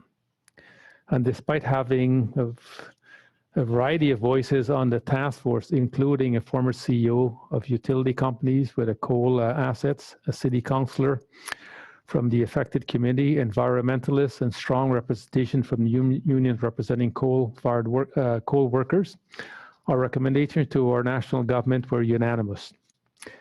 Workers need access to reskilling and income support as they transition to new employment and new pathways to a dignified retirement for those who want to end their careers. And community centered around the industry needs investment to create new jobs, opportunities which will allow them to survive and thrive after coal plants are closed. And we need to make sure that new jobs, whether they are in the clean energy or other sectors, are good jobs. This is a work in progress. Since the task force finished our work, we have welcomed the federal government, of course, commitment to supporting coal communities in regional economic development funding. And some of that funding has already been rolled out to the communities affected by the coal phase-out. There is more to do, of course, and we look forward to helping get the job done. I'm looking forward to bringing the voice of Canada's workers to which our government just launched last week, the new Net Zero advisory body that is going to take on the work as to how we get to net zero by 2050. Just transition is a key driver of our ambition on the path to net zero. And as we are keen to work with the federal government on a just transition legislation to ensure workers are at their table with their employers and government building jobs and a rich transition to net zero, well, I think we're also excited about the future, what it brings. I want to thank, of course, you for the opportunity to share a little bit of our work that we're doing in Canada, but equally as exciting, the work that I think must go on, of course, with the coal transition work around the world, and hopefully we can share our experience with other countries around the world. I think it will enrich the efforts and how we can win this fight to get to net zero. Thank you so much for having me today. Thank you so much, Mr. Youssef, for your role in supporting the successful transition in Canada and for sharing your insights with us on this really incredibly important issue. I'm excited now to introduce Mike Bloomberg, the founder of Bloomberg Philanthropies and Bloomberg LP, and the United Nations Secretary General Special Envoy for Climate Ambition and Solutions. Mike is working to engage government officials and members of the private sector and civil society, particularly in high-emitting countries and industries and sectors, to really quickly accelerate the transition to a clean energy economy and help deliver on the Secretary General's call for an expedited phase out of coal in line with the Paris Agreement. So I'm thrilled to introduce Mike, who has an exciting announcement to share. Mike, take it away. Hello, everyone. I want to thank all the members of the Powering Past Coal Alliance for your leadership on this critical issue. Coal is a major source of pollution that kills people every day, and it remains the single largest contributor to global climate change. At Bloomberg Philanthropies, we've worked with environmental partners to retire more than 60% of all U.S. coal plants since 2011. And we've expanded our campaign globally to retire even more. As we approach COP26, we need countries around the world to continue raising their ambitions in the race to zero emissions, and the Alliance is helping them do just that. Today, I'm happy to announce the launch of the Bloomberg Global Coal Countdown. In partnership with the Powering Past Coal Alliance, we've created an online resource to count down global coal plant closures in a way that is clear and accurate and easy for the public to find. It will help us share data and track our progress so that we can accelerate the transition from coal to clean energy. I want to thank you and all of your efforts, and I look forward to continuing our work together. Thanks so much. We're really excited about the Bloomberg Global Coal Countdown, and the tool will help gather data and track progress on the global efforts to retire coal and transition to cleaner sources of energy. As we've heard from speaker after speaker today, this year is a really momentous year for climate action. And as climate policymaking ramps up with net zero commitments from major economies, including the UK, China, the US, South Korea, thankfully rejoining the Paris Agreement here in the US, we're making a lot of progress to deliver on goals and build a clean energy future. It's going to be really crucial to sustain this momentum and scale up ambition and strengthen international cooperation. And today's summit is all about action and all about cooperation. The UK will host this year's UN Climate Change Conference in Glasgow, as we know, and the move from coal to clean is at the center of its efforts to accelerate the clean energy transition. So to tell us more, let's hear a few words from COP26 President-designate Alok Sharma. The co-chairs of the Powering Past Coal Alliance, Minister Trevelyan, Minister Wilkinson, distinguished guests, 2021 is going to be a momentous year for climate action. And the Powering Past Coal Alliance has a vital role to play. The clock is ticking, and the window we have to protect our precious planet from the worst effects of climate change is closing. And it's closing fast. So we must make this the year that the world gets on track to make the Paris Agreement a reality. And we know the ambition is there. 65% of global emissions are now covered by carbon neutrality commitments. But we need to move faster to align short-term action with this goal. Last week, the UNFCCC published its synthesis report, and this showed that so far, countries' 2030 emissions reduction targets are nowhere near enough to meet the Paris Agreement. This must change, and it must change urgently. We need far more ambitious targets around the world, but we also need practical action to deliver them. With power accounting for a quarter of global emissions, decarbonizing the sector is absolutely vital. So we must consign coal power to history. And we must embrace the benefits of low-cost, clean energy. And there's no doubt that we are seeing progress around the world. Pakistan recently announced an end to new coal power. And Egypt, which I visited last month, is home to one of the world's biggest solar farms. And the UK, we have cut the proportion of coal in our energy mix from 40% in 2012 to less than 2% today. But we all need to move faster. The International Energy Agency tells us that the transition to clean power must move at 4 times the current pace if we are to meet the goals of the Paris Agreement. And to achieve that, we must work together. We know that well-targeted collaboration within each sector can help us make progress faster by creating economies of scale, spurring innovation, and increasing incentives for investment. And that is why enhancing international collaboration, particularly on achieving a just transition away from coal and scaling up clean energy, is at the heart of our COP26 presidency. The Powering Past Coal Alliance is fundamental to that work, and I commend the leadership your members have shown in phasing out coal power at home and supporting others to do the same. And I welcome the Alliance's work to end coal power financing and, of course, to support a just transition. The power sector stands at a tipping point. Clean energy is becoming the cheapest source of power all over the world. In the last 5 years, countries have cancelled plans to build 900 gigawatts of new coal power plants. This is more than 10 times the power supply of the United Kingdom. Meanwhile, solar and wind power are growing faster than ever.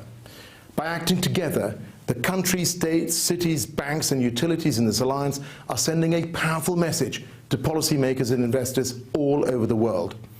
Coal power is on its way out. Clean power is the future. And the work of the alliance is complemented by a new COP26 Energy Transition Council, which brings together countries with major technical and financial institutions to strengthen international support to developing countries, helping them to scale up investment in clean energy as part of a green recovery. And I'm really pleased to see that my co-chair in the Council, Damilola Ogunbiyi, is joining your session today. And I would like to thank those of you who are supporting this work and to wish all of you the very best for the summit this week. Together, we can make coal power a thing of the past, and so help us to make the goals of the Paris Agreement a reality. Thank you. Thank you so much, President-designate. We're nearing the end of today's convening, so I want to offer a very special thank you to all the speakers. I know that I'm not alone in feeling inspired by the incredible experience and leadership. Looking ahead, we know that coal is on the way out, and this summit and the PPCA coalition, now 100 plus, more than 100, 120 plus members strong, is an important driving force in helping us close this chapter on coal. As we come to a close, I'd like to turn it over to our inspiring co-chair, Minister Wilkinson, to wrap us up and bring us home. Minister Wilkinson, over to you. Thank you very much, Antha, and thank you for guiding this discussion and actually getting us to the end almost perfectly on time. Thank you to everybody for joining us for this first ever global summit of the Powering Past Coal Alliance. Certainly the messages we heard today, I think, are indeed inspiring and reaffirmed our resolve to come together to tackle climate change and most urgently to attack the phase out of coal. As Minister Sharma emphasized, 2021 will be a pivotal year for this planet. More and more countries, companies, financial institutions, subnational governments are realizing that phasing out coal is the first and perhaps the most important step to reaching the goals of the Paris Agreement. We cannot achieve those goals nor create a livable future for our children and our grandchildren with coal-fired power continuing on. PPCA members, you should all be very proud. We have come a long way since that room at COP23. The Alliance is now 123 members, and it is growing. For those that are considering measures to tackle climate change and set net zero goals, phasing out coal is obviously an essential part. And for those that are concerned about reliable sources of clean energy and how to build those out and a just transition for workers, the Alliance is here to explore and to implement solutions with you. Let me close by inviting you all to join me this November in Glasgow as part of the PPCA to not only celebrate our successes and to showcase and enhance our progress on tackling an issue that many felt an impossible task only a few years ago. Merci pour votre écoute et je vous souhaite à tous une bonne Thank you very much for your attention. Thank and I you wish for you joining a great day. and or contemplating joining this organization. And I certainly wish you all a very good and productive summit over the next few days.